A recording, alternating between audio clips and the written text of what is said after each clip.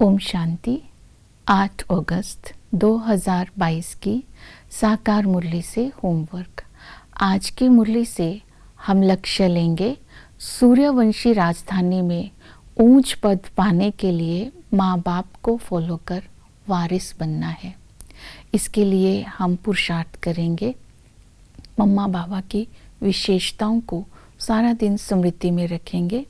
आज की मुरली में विशेषता आई है बाबा समान राज ऋषि बनना है और इसके साथ साथ सच्चा आशिक बनना है, आज्ञाकारी बनना है, निश्चय बुद्धि बनना है, सेवाधारी बनना है।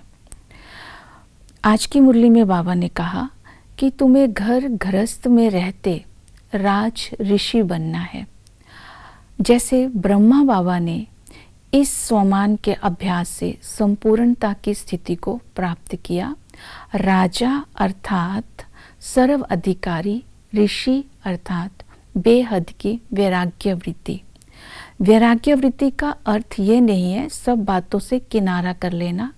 वैराग्य वृत्ति अर्थात सर्व प्राप्तियां होते हुए भी मन और बुद्धि का आकर्षण ना जाए। अगर ये स्थिति रहेगी घर गृहस्थ में रहते हुए, तब हम भी राज ऋषि बनकर संपूर्णता की स्थिति को प्राप्त कर सकते हैं। दूसरी विशेषता है सच्चा आशिक।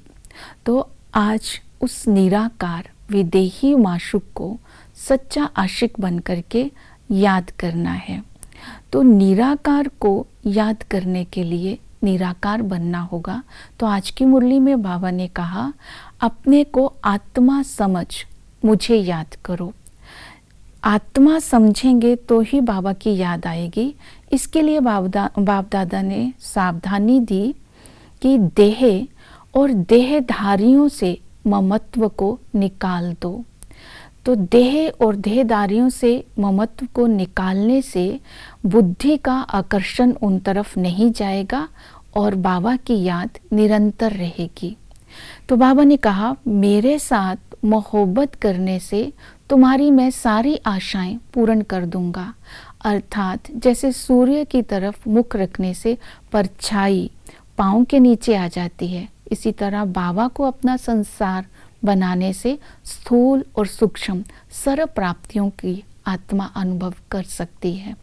दूसरा बताया कि आज्ञाकारी अर्थात श्रीमत। आज की मुरली में बाबा ने श्रीमत दी, किसी के नाम रूप में नहीं फंसना है। नाम रूप में फंसना अर्थात किसी से लगाव होगा उसको भी नाम रूप कहेंगे, और किसी से घृणा होगी और मन में उसका चिंतन चलता रहेगा, इसी को भी लगाव कहेंगे। तो इसलिए सबसे पहले हमारा जो देह भान है ये मोटे रूप का लगाव है, और देह अभिमान है ये सूक्ष्म रूप का अभिमान है। इससे ममत्व निकालना है। देह अभिमान जैसे मैं जो करती हूँ, मेरा ये विचार है, मैं ही कर सकती हूँ, मेरा स्वभाव, मेरी विशेषता, मेरा ज्ञान, मेरा भाषण, अपनी अच्छी बातों के साथ भी लगाव हो सकता है, इससे भी अभिमान कहते हैं।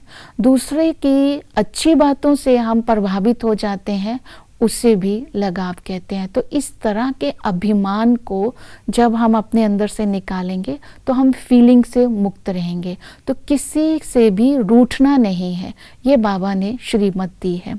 तो फीलिंग प्रूफ बनना है और बेहद का वैरागी बनना है। दूसरी श्रीमत बाबा ने दी कि तुम्हें पवित्र बनना है।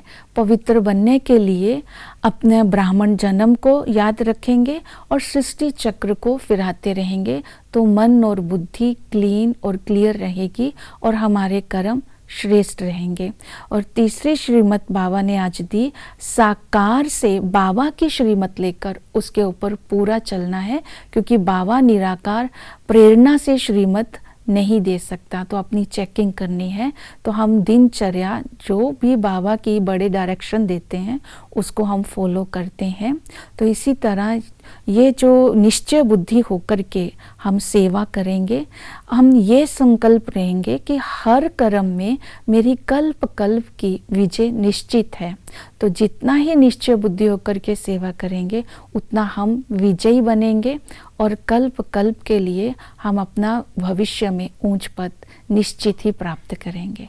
तो इन विशेषताओं को आज की मुरली से हम अटेंशन में देंगे। ओम शांति।